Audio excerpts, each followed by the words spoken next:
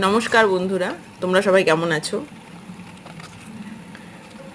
আজকে একটি গলার তৈরি করে দেখাচ্ছি। প্রথমে একটি পেপার বোর্ডকে ইউ শেপে কেটে তারপর জুট দিয়ে ভালো করে পেঁচিয়ে নিতে হবে।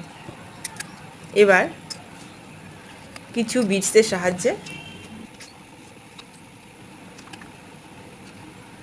ফুলের পাপড়ির মতো ডিজাইন তৈরি করে নিতে হবে। তারপর সেগুলোকে গ্লুগানের সাহায্যে সেই ইউ শেপের মধ্যে আটকে নিতে হবে। এবার সেখানে কিছু কড়ি দিয়ে ডিজাইন করে নিতে হবে। এবার টার্সেল সেট করলেই আমাদের গলার রেডি। যদি আপনাদের ভিডিওটি ভালো লাগে অবশ্যই সাবস্ক্রাইব করবেন, লাইক কমেন্ট শেয়ার করবেন।